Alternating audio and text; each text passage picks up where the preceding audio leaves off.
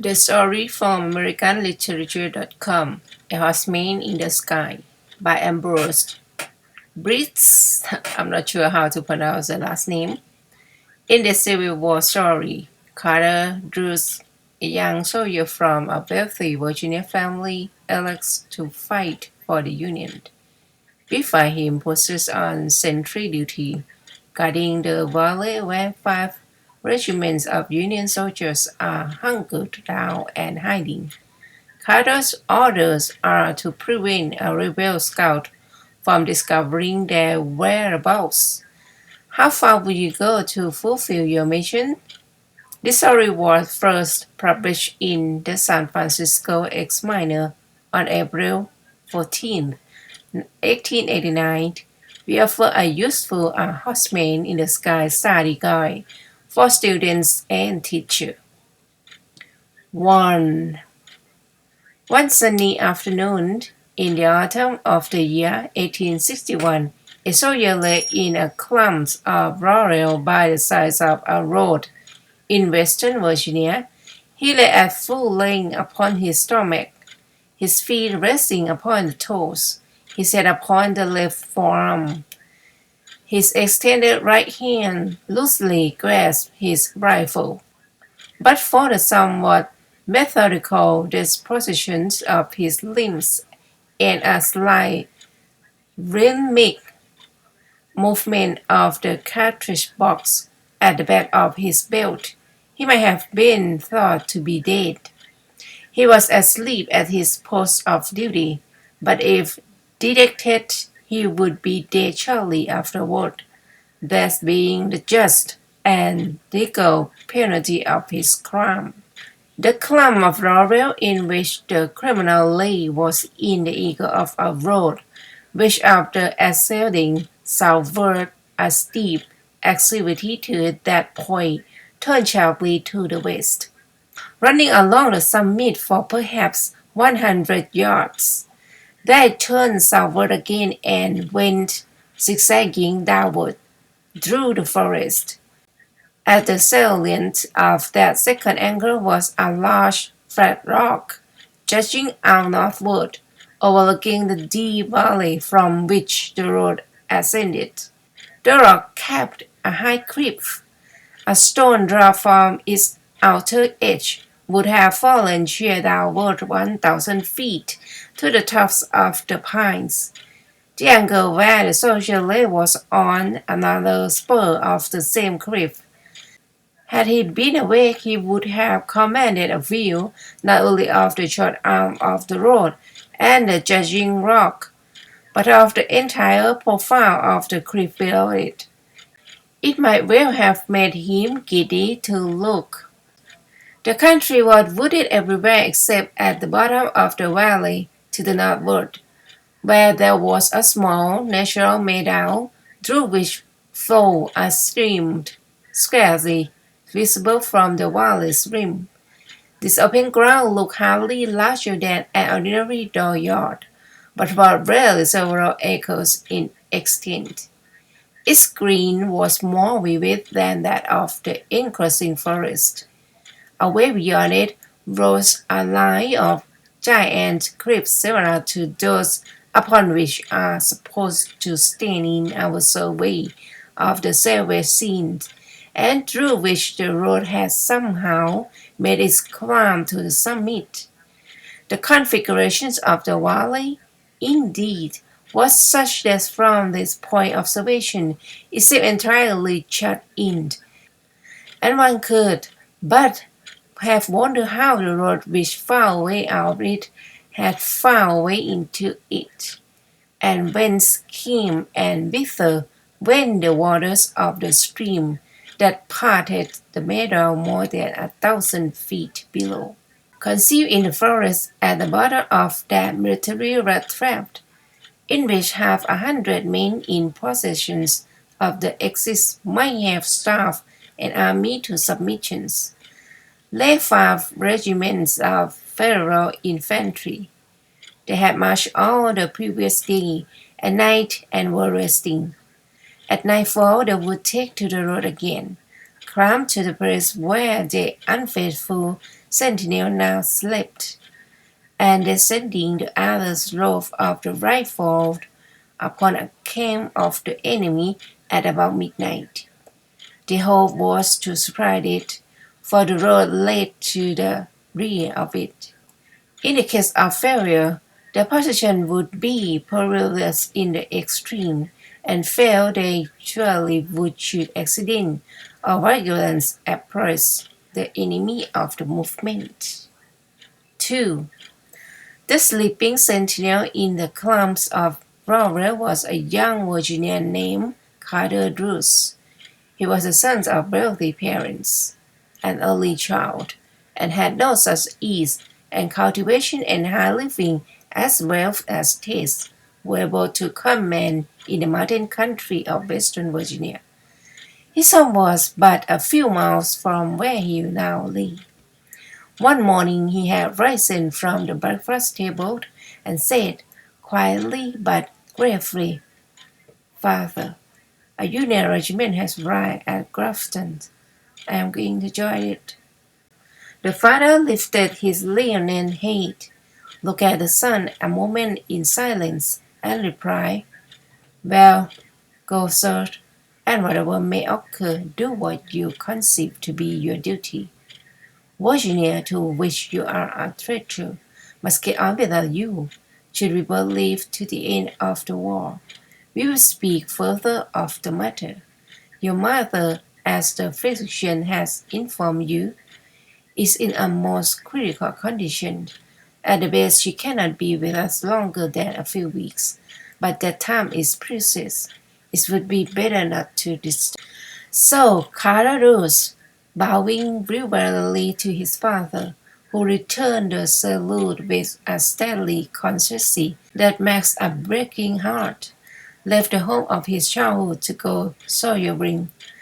By conscience and courage, by deeds of devotion and daring, he soon commended himself to his fellows and his officers, and it was to these qualities and to some knowledge of the country that he owed his selections for this present perilous duty at the extreme outpost. Nevertheless, fatigue had been stronger than resolution, and he had fallen asleep. What good or bad angel came in a dream to rouse him from his state of crime? Who shall say? Without movement, without sound, in the profound silence and the languor of the late afternoon, some invisible messengers of fate touched with unsealing finger the eyes of his consciousness, whispered into the ear of his spirit the mysterious awakening word which no human lips ever have spoken, no human memory ever has recalled. He quietly raised his forehead from his arms and looked between the masking stems of the laurels, instinctively crossing his right hand about the stock of his rifle. His first feeling was a keen artistic delight. On a colossal pedestal, the cliff, motionless at the extreme edge of the capping rock and sharply outlined against the sky, was an equestrian statue of impressive dignity. The figure of the man sat the figure of the horse, straight and soldierly, but with the repose of aggression gods carved in the marble, which limits the suggestion of activity. The great costume harmonized with its aureole background. The method of accoutrement and caparation was softened and subdued by the shadow. The animal's skin had no points of high tide. A carbine strikingly foreshortened lay across the pommel of the saddle, kept in place by the right hand grasping it at the grip. The left hand, holding the bridle rein, was visible. Serrated against the sky, the profile of the horse was cut with the sharpness of a cameo. It looked across the heights of air in the confronting cliffs beyond. The face of the rider, turned slightly away, showed an outline of temple and beard. He was looking downward to the bottom of the valley, magnified by its lift against the sky, and by the soldier testifying sense of the formidableness of a near enemy. The group appeared of heroic, almost colossal size. For an instant, Deuce had a strange, half-defined feeling that he had leapt to the end of the world and was looking upon a noble work of art, reared upon that eminence to commemorate the deeds of an heroic past of which he had been an egregious part. The feeling was dispelled by a slight movement of the group. The horse, without moving its feet, had drawn its body slightly backward from the verge. The man remained immobile as before, broad awake and clearly alive to the significance of the situation. Deuce now brought the butt of his rifle against his cheek, by cautiously punching the barrel forward through the bushes, cocked the piece, and glancing through the sides covered a vital spot of the horseman's breast. A touch upon the trigger, and all would have been well with Carter's Deuce. At that instant the horseman turned his head and looked in the direction of his concealed foeman, seemed to look into his very face, into his eyes, into his brave, compassionate heart. Is it then so terrible to kill an enemy in war, an enemy who has surprised a secret vital to the safety of oneself and comrades, an enemy more formidable for his knowledge than all his army for its numbers? Carolus grew pale. He shook in every limb, turned faint, and saw the statues grouped before him as black figures, rising, falling, moving unsteadily in echoes of circles in a fiery sky. His hand fell away from his weapon. His head slowly dropped until his face rested on the leaves in which he lay. This courageous gentleman and hardy soldiers were near swooning from intensity of emotion. It was not for long. In another moment his face was raised from earth. His hands resumed their places on the rifle. His forefinger sought the trigger. Mind, heart, and eyes were clear. Conscience and reason sound. He could not hope to capture the enemy. To alarm him would but send him rushing to his camp with his photo news. The duty of the soldiers was plain. The man must be shot dead from ambush, without warning, without a moment's spiritual preparation, with never so much as an unspoken prayer. He must be sent to his account. But no, there is a hope. He may have discovered nothing. Perhaps he is but admiring the sublimity of the landscape. If permitted, he may turn and ride carelessly away in the direction whence he came. Surely it will be possible to judge at the instant of his withdrawing whether he knows. It may well be that his fixity of attention just turned his head and looked through the depths of air downward, as from the surface to bottom of a translucency.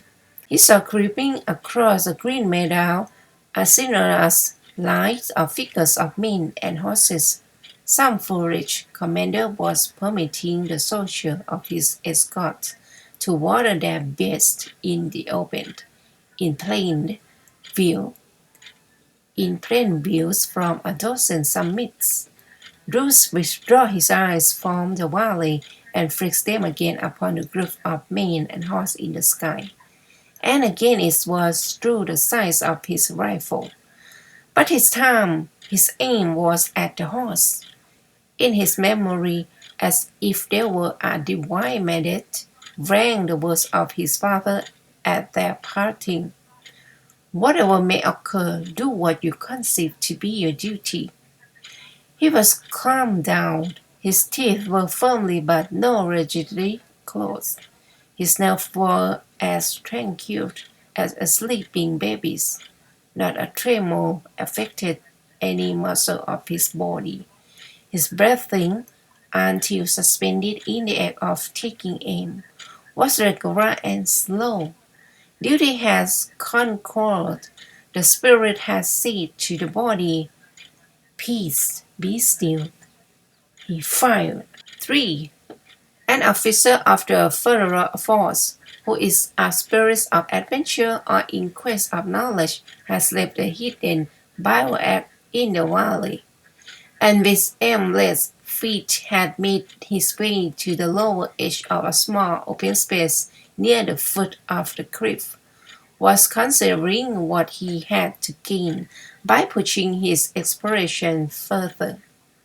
At a distance of a quarter mile before him, but apparently at a stone's throw, rose from its fringe of pines the gigantic face of rock, towering to so great a height above him that it made him giddy to look up to where its edge cut a sharp, rugged line against the sky. It presented a clean, vertical profile against a background of blue sky to a point half the way down, and of distant hills hardly less blue, thanks to the tops of the trees at its base. Lifting his eye to the sea altitude of its summit, the officer saw an astonishing sight. A man on horseback riding down into the valley through the air. Straight upright sat the rider, in military fashion, with a firm seat in the saddle, a strong clutch upon the rein to hold his charger from too impetuous a plunge. From his bare head, his long hair streamed upward, waving like a palm.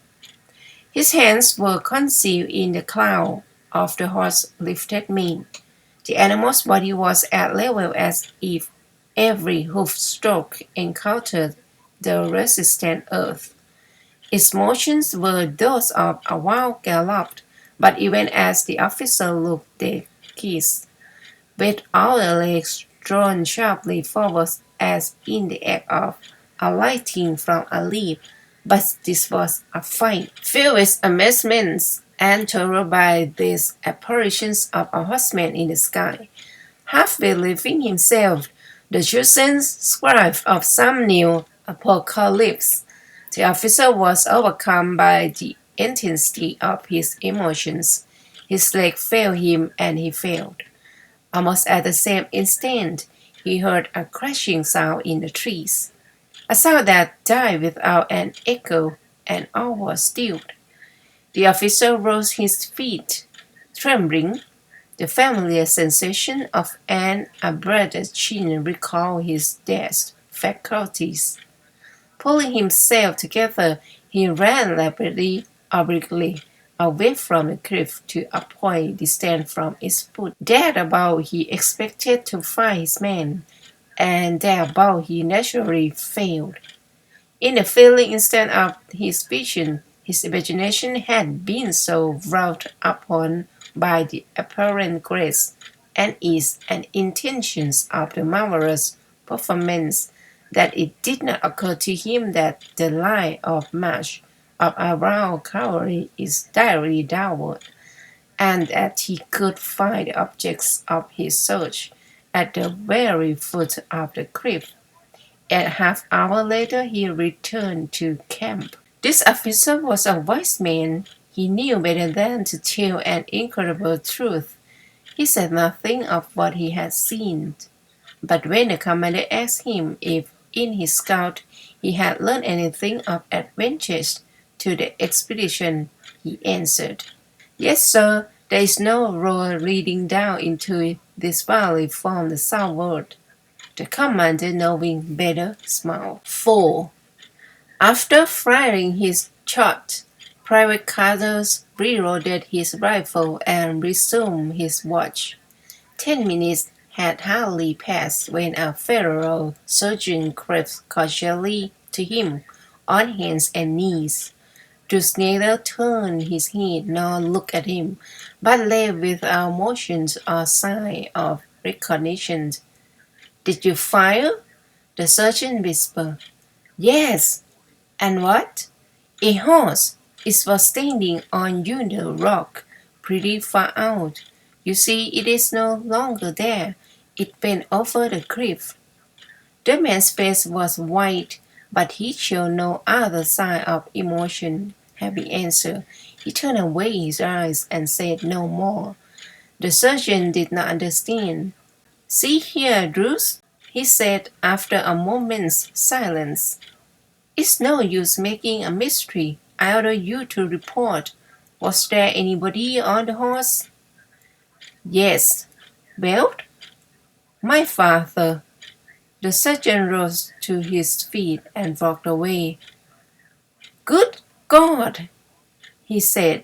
"Okay, I found there are many wordings which I don't know how to pronounce them, and I don't know the definition of them, and I can understand just somewhat of the story, and then at the end that he shoot the man on the horse who is his father. I am confused now. Is that supposed to be the war, right? And him and father against each other or somewhat. Anyway, thank you for listening. Have a nice day. Bye.